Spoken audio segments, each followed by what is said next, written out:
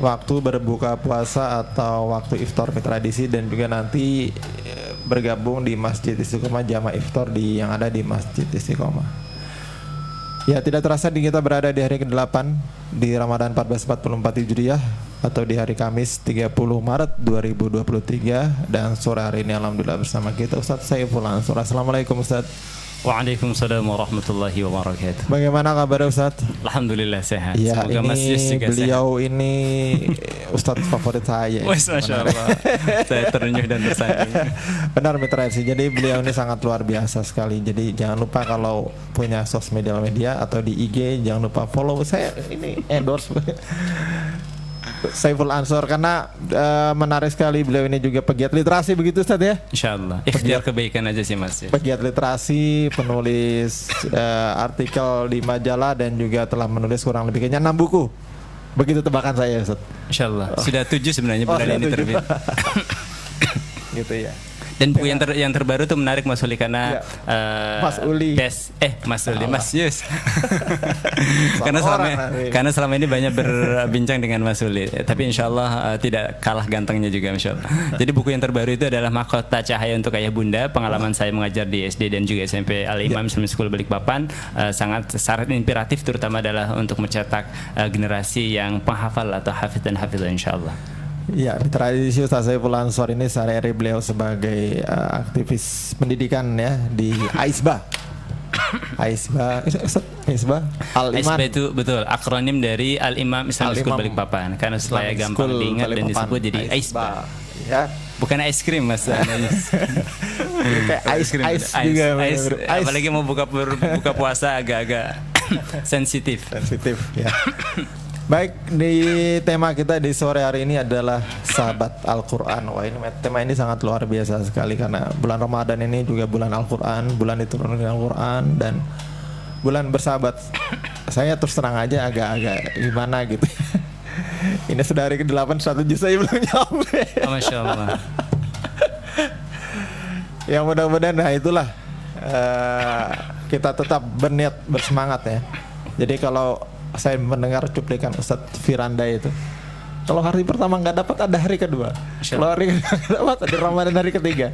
Ini masih jangan-jangan di akhir 10 Ramadan terakhir langsung khatam 4 kali ya. Juz 30.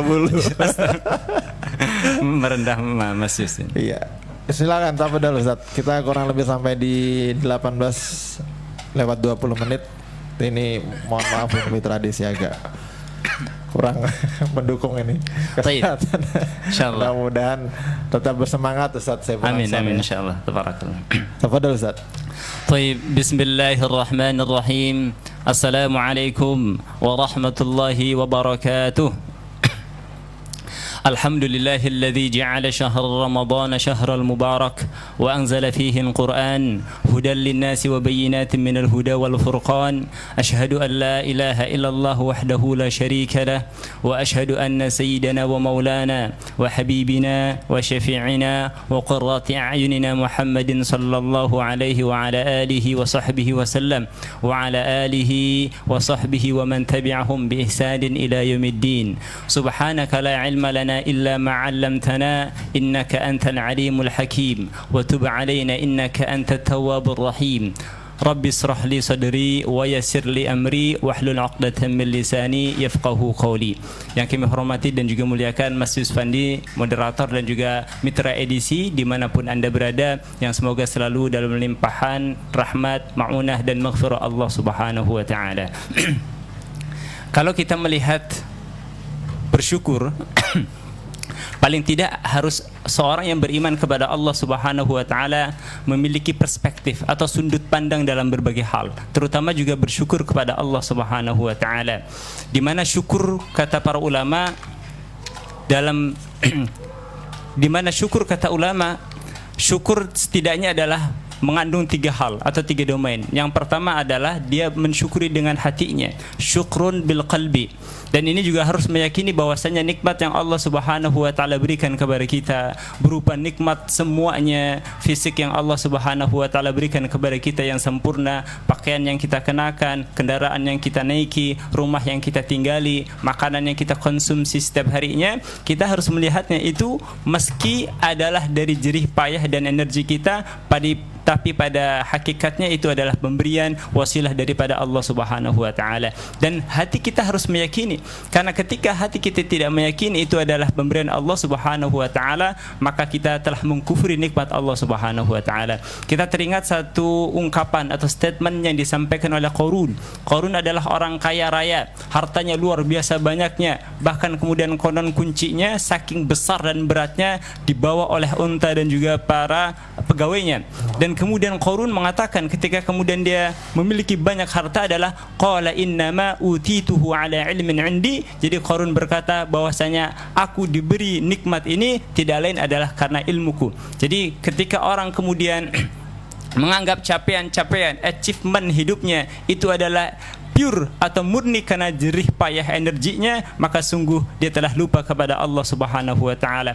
Orang yang lupa kepada Allah Subhanahu wa taala, maka dia akan sulit bersyukur kepada Allah, maka dia akan sulit mengeluarkan zakat, dia akan sulit bersedekah. Kenapa? Karena dia berpikir bahwasanya seluruh yang dia miliki adalah pure daripada ikhtiar yang dia hanya lakukan. Tetapi kita melihat bagaimana Mas Yus perspektif seorang Nabi Sulaiman alaihi salam ketika diberikan karunia nikmat oleh Allah Subhanahu wa taala, Nabi Sulaiman justru berkata, "Hadza min fadli Rabbi." Ini adalah anugerah, ini adalah karunia, ini adalah nikmat yang diberikan dari Allah Subhanahu wa taala, dari Tuhanku. Untuk apa? Liyabluwani aashkur am akfur. Untuk mengujiku sebagai tes kehidupan kepadaku. Untuk liyabluwani aashkur am akfur, apakah kemudian saya bersyukur kepada Allah, berterima kasih kepada Allah, membalas segala nikmat itu dengan ibadah terbaiknya, ataukah kemudian kita mengkufuri nikmat tersebut. Oleh karena itu bersyukur kepada Allah Subhanahu wa taala identik akan bertambah-tambahnya nikmat itu, karena Allah Subhanahu wa taala berfirman, la in syakartum la azidannakum wa la in kafartum inna adzabi lasyadid. Yang mungkin ayat ini para mitra edisi atau para jamaah sekalian dirahmati Allah Subhanahu wa taala sudah tidak asing lagi. Sering kita mendengar, sering kita baca, sering kita mendengarnya dari para muballigh atau para dai dimanapun. Yang menarik adalah ada fiil, ada 2 fiil yang berbeda di sini. Yang pertama adalah Allah Subhanahu wa taala menggunakan fiil madhi, la in syakartum, jika kalian bersyukur kepada Allah Subhanahu wa taala. Jadi biasanya Mas Yus ketika fiil madhi atau kata kerja dalam bentuk lampau itu terjadi biasanya sekali. Misalkan Mas Yus bangun tidur tadi waktu pagi, ya paling tidak adalah dia bangun sekali. Tapi wallahu alam kalau sudah bangun tidur lalu salat subuh, lalu tidur lagi, lalu bangun lagi. Tapi biasanya adalah bangun tidur itu dilakukan tidak banyak, paling sekali, atau kemudian matahari terbit sekali. Tidak mungkin matahari terbit ketika pagi atau fajar 2 kali, itu berbahaya. dan kata kerja bentuk fi'il madhi atau yang telah lampau ini adalah biasanya terjadi sekali, ya. Dan ketika kita bersyukur kepada Allah Subhanahu wa taala sekali saja, maka kata Allah Subhanahu wa taala, la azidannakum, maka sungguh akan aku tambah-tambah. Dan menariknya adalah la azidannakum di sini menggunakan fi'lul mudhari, yang artinya akan aku tambah. Dan kecenderungannya ketika Allah Subhanahu wa taala menggunakan fi'il mudhari akan menambah-nambah nikmat itu, maka limpahan-limpahan berlipat-lipat karunia yang Allah Subhanahu wa taala berikan kepada kita, maka sungguh sangat banyaknya. Contoh misalkan Mas Yusfandi dia bangun tidur, ketika bangun tidur mengucapkan doa Alhamdulillahilladzi ahyana ba'da ma amatana wa ilaihin nusyur. Lalu kemudian beliau salat atau sahur terlebih dahulu, lalu sahur kemudian pergi ke masjid salat, lalu salat kemudian membaca Al-Qur'an tilawah. Maka syukur yang Allah Subhanahu wa taala kepada kita semua ketika bangun tidur membaca doa, Allah berikan kepada kita kesehatan, umur yang panjang, energi untuk menghirup oksigen dan mengeluarkan karbon dioksida. Allah memberikan kekuatan juga kita untuk beraktivitas di dalam menjalani kehidupan ini. Maka nikmat-nikmat yang Allah Subhanahu wa taala berikan kepada kita Ketika kita mensyukurinya, maka janji Allah la azidannakum, maka Allah Subhanahu wa taala akan menambah-nambah itu. Oleh karena itu, terkhusus pada bulan suci Ramadan ini, kita harus meningkatkan lagi kesyukuran kita kepada Allah Subhanahu wa taala dengan mengejawantahkan seluruh energi kita, pikiran kita, lisan kita, panca indera mata kita, lisan kita, pendengaran kita adalah untuk kebaikan-kebaikan yang semoga dengan itu kita akan mendapatkan pahala, rahmat dan juga ampunan Allah Subhanahu wa taala. Yang kedua, tentu di bulan suci Ramadan ini, Mas Yus dan mitra edisi, kita juga harus memperbanyak salawat. Memperbanyak salawat kepada baginda Nabi Muhammad SAW sebentuk kecintaan, mahabbah dan juga syauq, kerinduan kita kepada baginda Nabi Muhammad SAW. Di samping kemudian salawat itu mengandung fadilah yang sangat luar biasa. Dikatakan dalam sebuah hadis, baginda Nabi Muhammad SAW bersabda, "Man shalla alayya salatan," sesiapa yang bersalat kepadaku salatan, sallallahu alaihi ashra salawat, maka Allah Subhanahu wa taala akan bersalawat sebanyak 10 kali. Wa khutta anhu asru sayyiat, dan kemudian dosa-dosanya akan diangkat atau diampuni oleh Allah Subhanahu wa taala sebanyak 10 kali. Wa rufi'a lahu asru darajat, dan kemudian derajatnya akan diangkat oleh Allah Subhanahu wa taala. Dan oleh karena itu, sambil menunggu waktu iftar, sambil menunggu beduk azan berkumandang, waktu berbuka puasa datang, kita membasahi lisan kita dengan memperbanyak salawat kepada baginda Nabi Muhammad sallallahu alaihi wasallam. Allahumma sholli ala Muhammad. Yang semoga salawat itu akan menghantarkan kita untuk masuk surga dan berjumpa dengan Nabi Muhammad sallallahu alaihi wasallam. Karena Rasul bersabda, "Al-mar'u ma'a man ahab," seseorang kelak di akhirat akan bersama dengan orang yang ia cintai. Kecintaan kita harus dibuktikan, karena cinta menuntut sebuah pembuktian, yaitu cinta kepada Rasulullah adalah senantiasa bersolawat dan berikhtiar sebaik mungkin untuk mengikuti sunnah-sunnah jejak Nabi Muhammad sallallahu alaihi wasallam. Jamaah dan mitra edisi yang dirahmati Allah Subhanahu wa taala, saya diberi tema oleh Mas Uli Abdurrahman tentang sahabat Al-Quran. Masya Allah, tabarakallah, sepertinya Mas Uli adalah begitu cinta dengan Al-Quran, sehingga beberapa kali momen perjumpaan saya dengan beliau memberi materi tentang Al-Quran. Judul yang beliau berikan kepada saya adalah bersahabat atau sahab dengan Al-Quran. Masya Allah, tabarakallah. Tapi di flyer saya sengaja agak supaya menarik, saya ganti menjadi Al-Quran is your best friend. Al-Quran adalah sahabatmu yang terbaik. Masya Allah, tabarakallah. Mitra edisi dimanapun Anda berada, yang semoga selalu dalam limpahan karunia Allah Subhanahu wa taala. Menarik kalau kemudian kita membahas yang pertama adalah sahabat sendiri. Kalau sahabat di dalam bahasa Inggris yang sering kita dengar atau yang sering disampaikan adalah friend, Mas Yus. Jadi friend adalah sahabat. You are my friend. Kamu adalah sahabat. You are my best friend. Kamu adalah sahabat terbaik saya. Sedangkan kalau kita membuka kamus misalkan atau literatur bahasa Arab, ternyata Masya Allah tabarakallah ada banyak sekali padanan kata yang membahas atau yang artinya sama, sahabat, Mas Uli. Kalau bahasa Indonesia ada sahabat, ada kawan, ada teman dan lain sebagainya. Begitu juga di dalam bahasa Arab.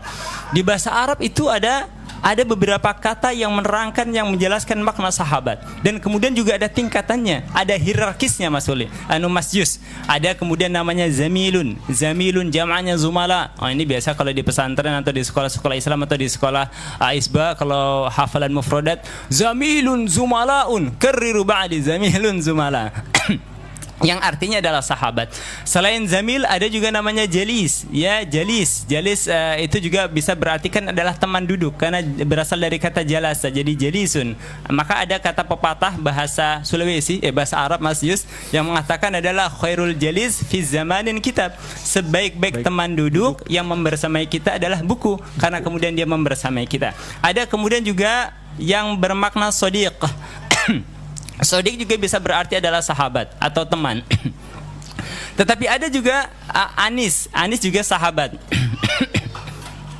Anis juga bisa bermakna sahabat yang bisa membuat kita nyaman. Masya Allah, tabarakallah. Ketika saya bersahabat dengan Mas Yus ini selalu menumbuhkan rasa nyaman, comfort berada di sisinya, begitu ya. Begitu juga ada satu kata diksi yang mengandung makna adalah sahabat, yaitu sahib, dan jamaknya adalah ashab. Maka sahib dan ashab ini menariknya adalah Mas Yus, dia dipakai oleh Rasulullah Sallallahu Alaihi Wasallam untuk memanggil para sahabatnya, ya. Sahib ashabun. Maka kemudian kita kenal ada namanya sahabat Umar bin Khattab, ada sahabat Ali bin Abi Thalib, ada Abu Bakar As-Siddiq, ada Abdurrahman bin Auf, ada Ali bin Abi Thalib, ada Bilal bin Rabah, ada Zubair bin Awam dan lain sebagainya. Dan ini adalah para sahabat-sahabat Rasulullah. Yang menarik adalah kalau kemudian kita menelaah atau menelisik lebih dalam apa makna sahabat, kenapa kemudian mereka disebut sebagai sahabat Rasulullah Sallallahu Alaihi Wasallam? Karena memang kata para ulama mereka disebut sahabat karena satu, mereka berjumpa atau bertemu dengan Rasulullah Sallallahu Alaihi Wasallam. Maka Mas Yusfandi yang hari ini hidup di zaman digital 4.0 tidak pernah berjumpa dengan baginda Nabi Muhammad, maka tidak layak untuk disebut sahabat Rasulullah Sallallahu Alaihi Wasallam, karena tidak pernah berjumpa dengan Rasulullah meski pernah berziarah ke makamnya di Raudhah dan mengucapkan assalamualaikum ya Rasulullah. Tapi kemudian tidak disebut dengan sahabat, ya. Dan kemudian yang pertama tadi, dia disebut sahabat kalau kemudian dia bertemu dengan Rasulullah Sallallahu Alaihi Wasallam. Yang kedua, dia meyakini bahwa Muhammad adalah Nabiullah dan Rasulullah. Dia meyakini bahwasanya Muhammad Sallallahu Alaihi Wasallam adalah Nabi Allah dan Rasulullah, utusan Allah Subhanahu wa taala yang diutus untuk menjadi rasul dan nabi Allah Subhanahu wa taala. Dan selanjutnya Mas Yus adalah sahabat Nabi yang kemudian dia mengikuti dan berjuang bersama-sama dengan Rasulullah sallallahu alaihi wasallam. Jadi inilah yang kemudian disebut dengan sahabat sejati. Dia akan berada di segala rasa, di segala tempat, baik itu suka dan duka, baik itu bahagia ataupun derai air mata. Jadi kalau Mas Yus belum merasakan ini dengan sahabatnya, berarti persahabatan Mas Yusfandi bisa dipertanyakan. Tapi ini yang menarik, ini tradisi bahwa sahabat. Lalu bagaimana bagaimana kita kemudian bersahabat dengan Al-Quran, ya? Maka pertanyaannya adalah sejauh mana kebersamaan kita atau intensitas interaksi kita dengan Al-Quran itu, Mas Yus. Maka kita melihat yang pertama adalah kalau kemudian para sahabat Rasulullah sallallahu alaihi wasallam disebut dengan para ashab atau ashabun Nabi Muhammadin sallallahu alaihi wasallam, maka ashabul Quran maka sahibul Quran atau ashabul Quran yang pertama adalah dia harus meyakini bahwasanya Al-Quran ini adalah kalamullah. Kalamullah al-munazzal ala nabiyina Muhammadin sallallahu alaihi wasallam al-muta'abbadu bitilawatih, ya. Jadi kan ada ini Mas Yus, ada orang yang melihat Al-Quran, dia bahkan mungkin para orientalis, ya. Orientalis itu Masya Allah tabarakallah Mas Yus, dia lebih cerdas, lebih hebat mungkin daripada kita, ya. Karena dia khusus untuk mempelajari dan menguasai ilmu Islam, tapi bukan tujuan untuk kebaikan, tapi untuk mendekonstruksi Islam itu tersendiri dari dalam. Dan seorang yang kemudian dia dikatakan akan menjadi sahabat Al-Quran, sebagaimana judul ini adalah dia harus meyakini bahwasanya Al-Quran adalah kalamullah, dia adalah firman Allah, dia adalah perkataan Allah Subhanahu wa taala. Al-munazzal ala nabiyina Muhammadin sallallahu alaihi wasallam, yang kemudian diturunkan kepada baginda Nabi Muhammad sallallahu alaihi wasallam. Jadi jangan sampai kemudian ada orang yang meyakini Al-Quran ini tidak diturunkan kepada Nabi Muhammad atau kemudian salah turun gitu ya kepada Nabi, tidak. Oleh karena itu Al-Quran itu harus diyakini dia adalah kalamullah, kalam-kalam Allah yang diturunkan kepada baginda Nabi Muhammad sallallahu alaihi wasallam. Selanjutnya adalah ketika kemudian dikatakan sebagai sahabat Al-Quran, maka dia harus membersamai Al-Quran. Kemanapun dia harus ingat Al-Quran, adalah detak nafasnya Al-Quran, denyut nadinya Al-Quran, nafasnya Al-Quran, pikirannya adalah Al-Quran, maka interaksinya juga Al-Quran, dia tidak akan pernah lepas Mas Yus. Dan ini menandakan bahwasanya dia adalah sahabat sejati dimanapun dia berada, ya. Dan tetapi faktanya adalah mirisnya, wal'iyadzubillah, kita berlindung kepada Allah Subhanahu wa taala dari realitas-realitas kontradiktif yang mengaku dia sahabat Al-Quran, tapi sesungguhnya bukan sahabat yang baik, Mas Yus. Contoh misalkan kita jujur, honestly we said, kita jujur berkata bahwasanya sesungguhnya kita sekarang lebih akrab dengan gadget kita, Mas Yus. Kemanapun kita pergi bawa gadget, ditaruh di kantong kita. Kita mau sedang di ruang tunggu mau naik bandara, yang dibuka adalah gadget kita. Bahkan kemudian kita berada di pesawat, kita buka gadget kita, tulis dulu di status WA sedang sebentar lagi take off begitu. Lalu kemudian hampir setiap waktu mau tidur juga buka gadget kita, buka WhatsApp, pasang status Instagram dan media sosial dan lain sebagainya. Bahkan kemudian di dalam kamar mandi juga mungkin wa'iyadzubillah ada orang-orang yang kemudian membuka gadgetnya dan kemudian menikmati gadget itu tersebut. Jadi ini adalah fenomena realitas kontradiktif yang kemudian dia mengaku cinta, mengaku sebagai sahabat Al-Quran, tapi pada hakikatnya dia lebih tertarik kepada yang lainnya, yaitu kepada gadgetnya, kepada dunianya, kepada pekerjaannya, kepada aktivitasnya, kepada cita-citanya daripada Al-Quran. Jadi Al-Quran itu dilupakan. Jadi ada yang mengatakan, Mas Yus, orang ingat Al-Quran kalau pas mau ijab kabul. Tapi semoga Mas Yus tidak, karena ijab kabulnya sudah lama. Jadi kecuali kalau mau nambah lagi. Jadi ada orang yang kemudian dia ingat Al-Quran kalau kemudian dia akan ijab kabul, dia akan beli Al-Quran yang baik, lalu kemudian Al-Qurannya dihias, lalu kemudian dia akan menjadi hantaran pernikahan, bahkan kemudian dia membaca Al-Quran, syahadat dan lain sebagainya ketika ijab kabul. Tetapi kalau kemudian dia telah menikah, telah berumah tangga beberapa pekan atau beberapa bulan, lalu Al-Quran itu Yus dia taruh di rak, lalu Al-Quran menjadi etalase.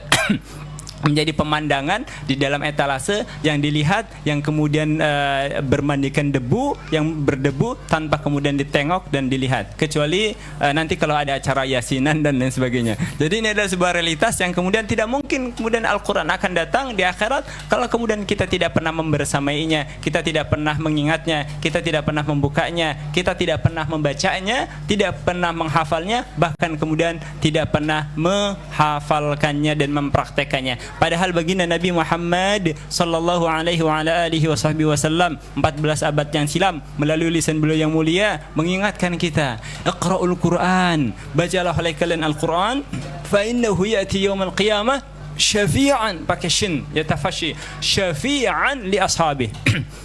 Bacalah oleh kalian wahai umat Nabi Muhammad sallallahu alaihi wasallam, bacalah oleh kalian Mas Yus dan mitra edisi FM dimanapun anda berada Al-Quran. Kenapa? Fa innahu ya'ti yaumal qiyamah, maka insyaallah sesungguhnya Al-Quran bacaan kalian itu kelak di akhirat, di hari kiamat akan datang sebagai syafi'an. Syafi'an adalah pemberi syafaat atau memberikan pertolongan. Jadi kelak Al-Quran akan datang kepada Mas Yus, dia akan menghadap Allah Subhanahu wa taala. Wahai Allah, duhai Allah, ini dulu Mas Yus Fandi penyiar senior edisi FM, beliau menghabiskan waktunya, menghabiskan usianya, setiap detik dan waktunya dilalui untuk membaca Al-Quranul Karim, untuk mentadaburinya, untuk menghafalkannya dan untuk mempraktekannya semaksimal mungkin, bahkan sampai malam-malamnya dihabiskan dengan membaca Al-Quran. Maka ya Allah, aku persaksikan dia adalah orang yang membaca Al-Quran, maka izinkan ya Allah pada hari kiamat ini, pada detik ini, berikan syafaat pertolongan kepadanya. Masya Allah ya. Ini adalah sebuah energi yang sangat luar biasa, bahwasanya Al-Quran itu adalah sahabat terbaik kita. Karena tadi Mas Yus saya dikasih materi tentang sahabat Al-Quran. Sesungguhnya kalau kita berbicara tentang sahabat, ada banyak manfaat tentang sahabat ya. Maka pembahasan diskursus tentang sahabat ini selalu menarik sekali untuk dibahas oleh berbagai kalangan, bukan hanya anak-anak sekolah tetapi juga orang tua dan lain sebagainya. Maka yang menarik adalah ketika ditanya apa fungsi daripada sahabat. Biasanya kalau ditanya Mas Yus, apa fungsi sahabat buat Anda? Sahabat itu adalah salah satunya dia akan menunjukkan jalan yang baik, atau kemudian kalau kita jatuh dia akan membantu kita untuk berdiri, atau kemudian kalau kita tersesat dia akan menunjukkan jalan kepada kita yang lurus. Tetapi faktanya Mas Uli, tidak sedikit Mas Yus, Masya Allah tabarakallah, tetapi tidak sedikit kemudian faktanya banyak sahabat yang justru menyesatkan kita ke jalan yang sesat, menyesatkan dari jalan benar ke jalan yang sesat. Ini wala'iyadzubillah. Ada orang soleh baik-baik mau sholat dia bilang sok alim loh, gitu ya. Ada misalkan dia tidak isbal, dibilang kebanjiran.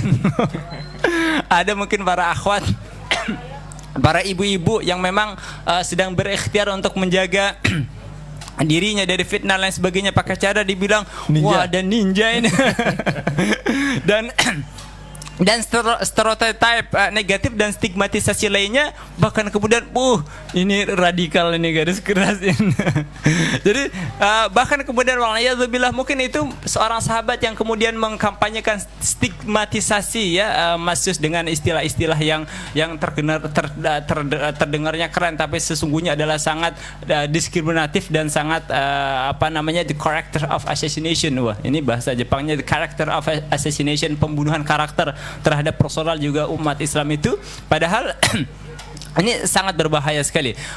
Padahal sahabat sejati itu sesungguhnya harus, dan lebih ngeri lagi Mas Mas Yus, ada orang yang kemudian ngajak sahabatnya dugem, ngajak ngelem dan lain sebagainya. Jadi wala'iyadzubillah. Tetapi berbeda dengan Al-Quran. Ketika kita bersahabat dengan Al-Quran, sebagaimana janji Nabi Muhammad sallallahu alaihi wa ala alihi wasallam dalam sabdanya, apa dikatakan? Taraktu fikum amrani lan tadillu ma tamassaktum bihima kitaballah wa sunnata nabiyyih. Saya ulangi, jadi Al-Quran itu ketika menjadi sahabat, dia akan menunjukkan jalan yang benar, jalan yang lurus, akan memberikan guidance, akan menjadi way of life, akan menjadi worldview lebih dalam lagi dalam sudut ilmu pemikiran yang sering digambarkan oleh teman-teman INSIS. Ada worldview, cara memandang kehidupan ini yang benar, yaitu dengan Al-Quran. Dan ketika Al-Quran ini dilaksanakan, dipraktekkan, dipelajari, maka tidak lain dia akan membimbing kita untuk meraih tangga-tangga kebahagiaan di dunia dan kelak juga di akhirat. Maka tidak ada ruginya seseorang itu bersahabat dengan Al-Quran. Kalau manusia, sahabat kita banyak mungkin menyesatkan kita ke jalan yang sesat, sudah sesat tambah sesat lagi, tetapi insya Allah Al-Quran ini akan mengguidance kita on the track yang kemudian insya Allah akan selamat. Sebagaimana tadi itu sabda Rasulullah, taraktu fikum, aku ini telah meninggalkan ya, atau mewariskan ya, amro ini ya, dua perkara, dua kitab suci ya, dua pusaka. Apa itu? Yaitu kitabullah, kitab Allah Subhanahu wa taala itu Al-Qur'an, dan kemudian sunnah Rasulullah, hadis sunnah Rasulullah sallallahu alaihi wasallam, di mana janji Nabi Muhammad yang tidak pernah terkeluar lisannya kebohongan, lan tadillu ma tamassaktum bihima, kalian tidak akan pernah tersesat selamanya ketika kalian memegangnya, yaitu kitabullah wa sunnah Rasul. Jadi ini harus diyakini, harus dipahami bahwa kita harus punya perspektif sahabat terbaik itu adalah Al-Quran yang akan menemani kita, yang akan meluruskan dan menyelamatkan kita dari jalan-jalan yang sesat, Mas Yus. Yang kedua adalah ketika kita juga berbincang tentang sahabat itu ibarat dia memberikan rasa aman, rasa comfort ya. Bahasa Inggrisnya adalah rasa nyaman, rasa comfort, rasa kedamaian, peace dan lain sebagainya. Oleh karena itu mungkin kalau ada remaja Mas Yus ditanya, kenapa kamu bersahabat dengan dia? Iya, kalau saya ngobrol sama dia rasanya enak banget gitu, adem. Pokoknya dia mendengarkan apa yang saya keluhkan. Tidak seperti bapak saya dengar dia mainan gadget. Kenapa bersahabat dengan dia? Suka traktir. Oh itu berarti ada maunya itu.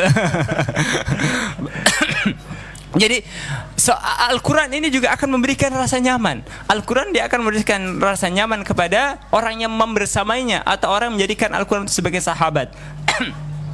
Dan itu telah Allah Subhanahu wa taala utarakan di dalam Al-Quran. Alladzina amanu wa tatma'innu qulubuhum bi dzikrillah, ala bi dzikrillah tatma'innul qulub. Maka Al-Quran adalah zikir. Maka Al-Quran adalah zikir. Ketika kita membaca ayat demi ayat Al-Quran, huruf demi huruf Al-Quran, membaca surah demi surah Al-Quran, pada dasarnya kita sedang menyebut-nyebut dan mengingat-ingat Allah Subhanahu wa taala, yang dimana kalau kita mengingatnya, Mas Yus, kita akan merasa damai, kita akan merasa tentram, kita akan merasa nyaman. Dan kemudian bukan seolah-olah tapi insya Allah tabarakallah akan menurunkan sakinah, kedamaian dan rahmat kasih sayang di dalam hati kita. Bahkan lebih daripada kenyamanan, ketenangan dan kedamaian yang Allah telusupkan di dalam dada kita, Mas Yus, tetapi Allah Subhanahu wa taala akan menjadikan Al-Qur'an ini sebagai syifa, obat ya. Jadi dikatakan oleh Allah Subhanahu wa taala, wa nunazzilu minal Qur'an ma huwa syifa wa rahmatul lil mu'minin ya. Ini adalah Allah, ketika Allah Subhanahu wa taala menyampaikan sesuatu, maka demi Allah ini adalah benar. Karena apa yang disampaikan oleh Rabbul Alamin tidak ada keraguan dan kedustaan di dalamnya. Dan di ayat ini sudah jelas secara sharih, gamblang Allah Subhanahu wa taala menyampaikan bahwa Sesiapa yang kemudian berinteraksi, sesiapa yang kemudian bersahabat dengan Al-Quran, maka Al-Quran itu bisa menjadi obat. Maka orang yang stres, orang yang depresi, orang yang gundah gulana karena dia jauh dengan Al-Quran. Tetapi kalau dia dekat dengan Al-Quran, maka dia akan healing, ya, mengobati healing. Maka healing yang terbaik Mitra Edisi adalah healing dengan Al-Quran. Maka sungguh ironis kalau kemudian ada orang yang mengaku healing, dia pergi ke Eropa, dia pergi ke Jepang, dia menelusuri bunga-bunga sakura yang ada di Jepang, dia melihat Taj Mahal di India, dia melihat tembok besar Cina, dia melihat keindahan eksotisme tempat-tempat sudut-sudut pariwisata di seluruh penjuru dunia, dia pergi ke Hawaii dan lain sebagainya. Dia mengaku bahwa tempat-tempat eksotis itu akan memberikan ketenangan. Dia mengatakan bahwasanya staycation dan lain sebagainya atau vacation, berlibur holiday segala macam akan memberikan healing yang terbaik, padahal dia lupa healing yang terbaik itu sebagaimana dijanjikan oleh Allah Subhanahu wa taala di dalam Al-Qur'an adalah healing dengan membaca Al-Qur'an. Begitu banyak orang yang kemudian bahkan ada riset, Mas Yus. Jadi saya pernah membaca satu riset yang ditulis oleh seorang Dr. Ahmad kalau tidak salah asal Florida, Amerika Serikat, ya. Dia melakukan sebuah riset dengan sampel ratusan orang yang diperdengarkan bacaan suci Al-Quran, yang diperdengarkan bacaan suci Al-Quran dengan berbagai macam usia, dengan jenis kelamin laki-laki dan perempuan. Maka sekitar 97% dampaknya sangat luar biasa, di mana Al-Quran ketika diperdengarkan kepada seseorang, dia akan mengubah fisiologis ini pendengar yang dokter dan juga bergerak dalam medis pasti akan tahu. Dia akan mengubah fisiologis sistem saraf manusia, itu dia menjadi tenang begitu, ya. Akan memberikan satu gelombang frekuensi resonansi yang tenang. Oleh karena itu tidak ada ceritanya orang membaca Al-Quran dia akan menjadi stres, dia akan gila. Yang ada bahkan adalah dia akan memberikan ketenangan dan kebahagiaan kepadanya. Dan lebih dahsyatnya lagi adalah ketika Al-Quran itu dibaca, dia akan mendatangkan pahala yang tidak putus-putus. Karena janji Nabi Muhammad SAW, satu huruf yang kita baca akan mendatangkan 10 kebaikan, akan mendatangkan 10 kebaikan. Dan satu huruf itu bukan alif lam mim, tapi alif satu huruf, lam satu huruf, dan mim satu huruf. Ini bukti bahwasanya Al-Quran adalah kitab mukjizat yang sangat luar biasa. Jadi tadi di awal Mas Yus sempat mention kalau saya adalah penulis buku. Masya Allah, tabarakallah, alhamdulillah, Allah izinkan kami untuk menulis 6 buku. Dan buku terakhir, buku ke-7 adalah berjudul Mahkota Cahaya Ayah Bunda, yang kemudian baru terbit. Kalau kita melihat dalam dunia literasi atau perbukuan, Mas Yus, kan ada biasanya adalah bestseller, ya. Ada bestseller. Buku-buku bestseller biasanya adalah yang terjual kemudian lebih daripada 3 kali cetak begitu. Sependek pengetahuan saya, kalau udah cetak 3 kali, Mas Yus, buku itu bisa dikatakan bestseller begitu. Tetapi tidak ada yang mengalahkan bestsellernya Al-Quran.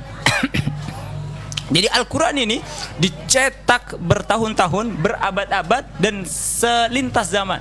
Jadi kalau kemudian mungkin ada buku yang terkenal di Indonesia, ya, ketika atau ayat-ayat cinta begitu, atau ketika cinta bertasbih, atau novel Andre Hirata Laskar Pelangi dan sebagainya, mungkin itu akan booming dan viral di Indonesia, atau mungkin dicetak dengan dialihbahasakan hanya di beberapa negara, tapi tidak semua negara, Mas Yus. Tapi Al-Quran ini, Masya Allah tabarakallah-nya, kemujizatannya Masya Allah tabarakallah, dia diterbitkan, dia dicetak, dia tersebar, dan dia dibaca oleh seluruh umat Islam di seluruh penjuru dunia, ya. Jadi luar biasa ketika kita membersamai atau menjadi sahabat Al-Quranul Karim. Selanjutnya, hal yang menarik dari seorang sahabat, ya, menjadi sahabat, apalagi kemudian menjadikan Al-Quran sebagai sahabat, dia akan menguatkan mental kita.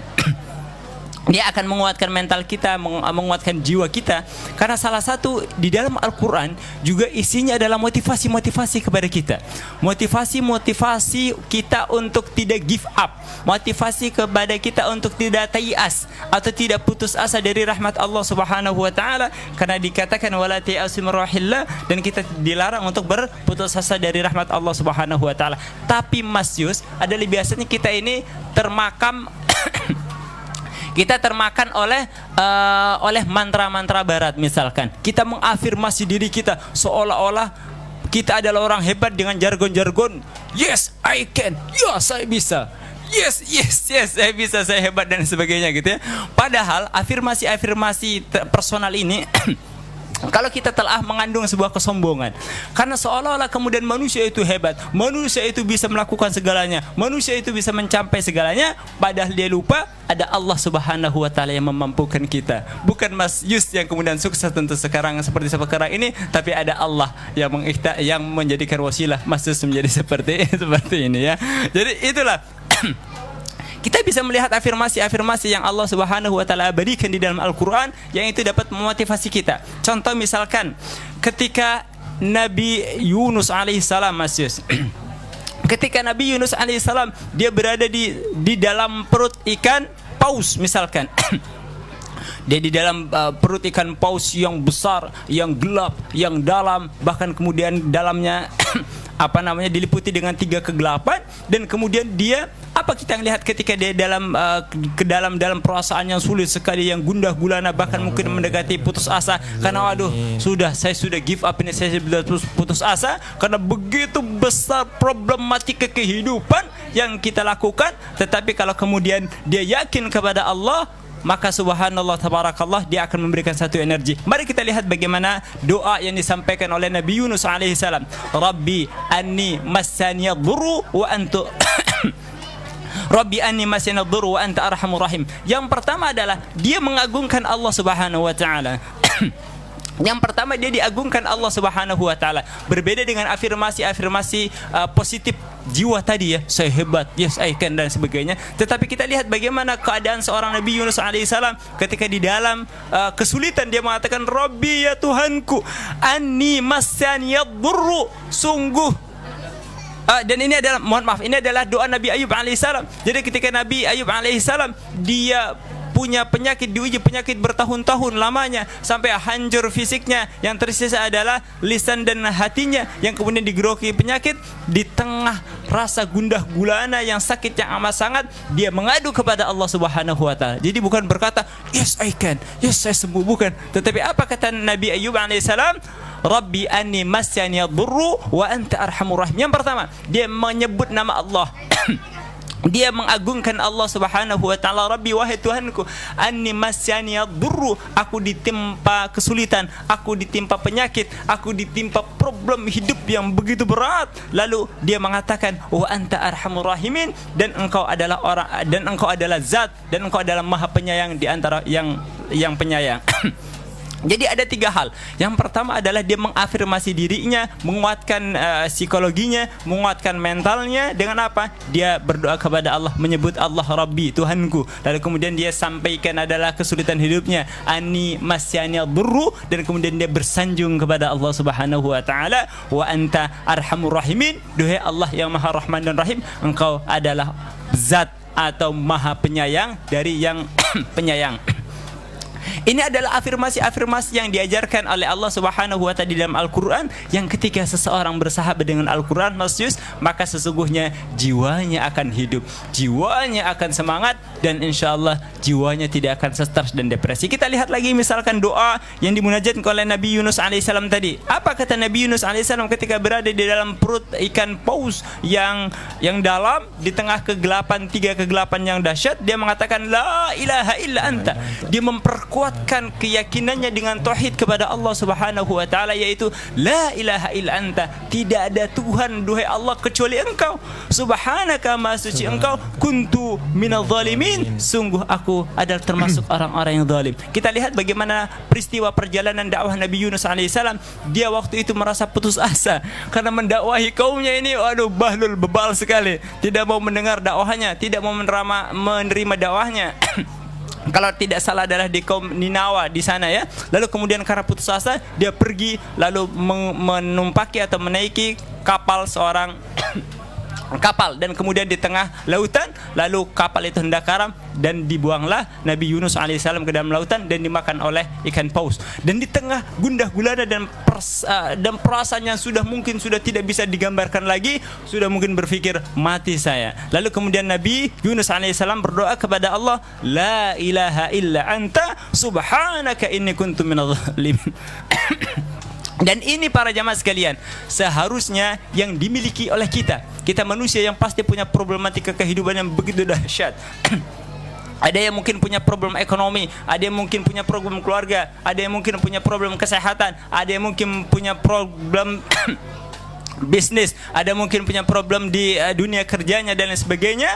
Kemudian kita sudah tidak sanggup, kita berdoa kepada Allah, la ilaha illa anta subhanaka inni kuntu minadh dhalimin. Tidak ada Tuhan selain Engkau ya Allah.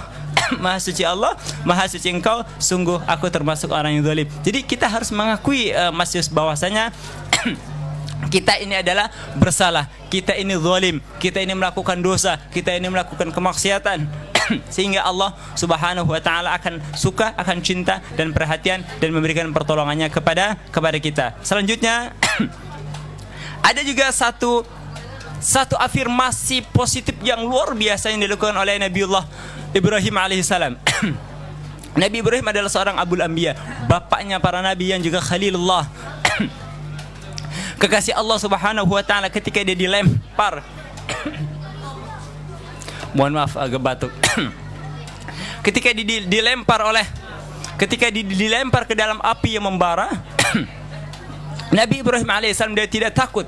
Dia tidak akan takut mati, dia tidak takut terhadap panasnya api, dan dia tidak akan pernah mau meninggalkan sejengkal pun, 1 senti pun agama billah yang Allah subhanahu wa ta'ala berikan atau amanahkan kepadanya. Dan kemudian dia dengan yakin di tengah kobaran itu berdoa kepada Allah, hasbunallah wa ni'mal wakil, cukuplah Allah sebagai pelindungku dan Allah subhanahu wa ta'ala sebaik-baik pelindung. Dan ini mindset, afirmasi yang harus kita tanamkan, harus kita install di dalam otak kita, bahwasanya hasbunallah, cukuplah Allah subhanahu wa ta'ala sebagai penolong kita, sebagai penolong berbagai macam problematika kehidupan yang begitu besar.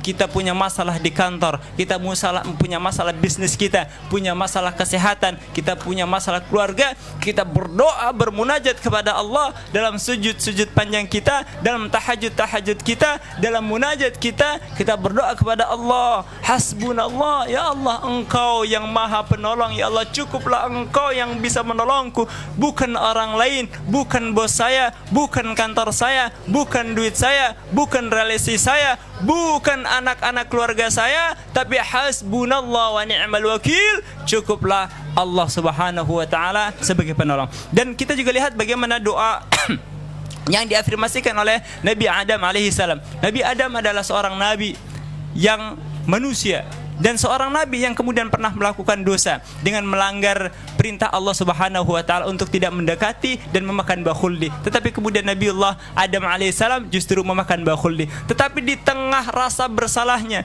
dia tetap tidak berputus asa untuk mengundang rahmat Allah subhanahu wa ta'ala dengan berdoa. Apa doanya Mas Yus? Yaitu Rabbana zalamna anfusana wa illam taghfir lana wa tarhamna lanakunanna minal khasirin. Rabbana, ya Tuhan kami, ya Allah, zalamna, sungguh kami telah menganiaya, sungguh kami telah zalim kepada diri kami, sungguh kami telah melanggar perintahmu, sungguh kami telah bermaksiat kepadamu, sungguh kami telah berdosa karena memakan buah khuldi yang Engkau larang. Apa lanjutnya? Rabbana zalamna anfusana wa illam taghfir lana. Tetapi jikalau Engkau tidak mengampuni kami, duhai Allah, lanakunanna minal khasirin, maka sungguh kami akan menjadi orang-orang yang merugi.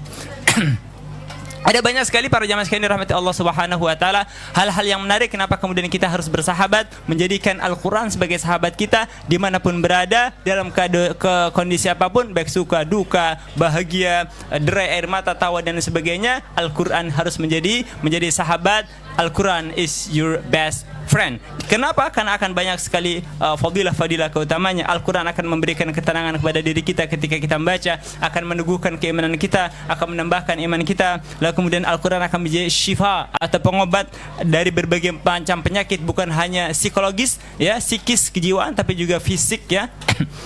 Dan kemudian ada banyak satu motivasi, afirmasi positif yang Allah Subhanahu wa taala titipkan di dalam Al-Qur'an, yang itu semua bisa menjadi guidance kita di dalam menapaki kehidupan yang penuh dengan onak dan aral duri yang menghadang. Dan semoga bukan hanya kita selamat di dunia, tapi insyaallah akan selamat di akhirat dan memasuki surga Allah Subhanahu wa taala, sebagaimana sabda Rasul tadi, taraktu fikum amrayni lan tadillu in tamassaktum bihima kitaballah wa sunnatan nabiyih. Dan ini adalah janji Rasulullah, ketika kita berpegang teguh kepada dua hal ini, Al-Quran dan Sunnah, insyaallah sampai kapanpun kita tidak akan tersesat, dan kita akan sampai di rumah kita yang dulu pernah ditempati oleh nenek moyang kita, itu Nabi Adam alaihissalam dan Hawa, surga. Dan semoga kita kembali ke sana. Demikian, mohon maaf apabila ada kekhilafan dan kekurangan. Wabillahi taufiq wal hidayah wa ridha wal inayah. Wassalamualaikum warahmatullahi wabarakatuh. Demikian mitra edisi penyampaian dari Ustadz Saiful Hamsor dengan tema kita di sore hari ini, bersahabat dengan Al-Quran. Semoga kita tidak sekedar hanya membaca tilawah, tapi kita mampu mentadaburi dan menyerap energi Al-Quran, sehingga kita bisa menemukan formulasi afirmasi positif yang sudah tadi Ustadz Saiful Hamsor sampaikan sebagai bahan untuk menghadapi segala tantangan kehidupan ke depan. Demikian, alhamdulillah, wassalamualaikum warahmatullahi wabarakatuh. Pas berarti semangat sekali. Aduh, ini serak. Coba kalau mau cut tuh nggak enak. ini kalau nggak serak udah tabik akbar tadi.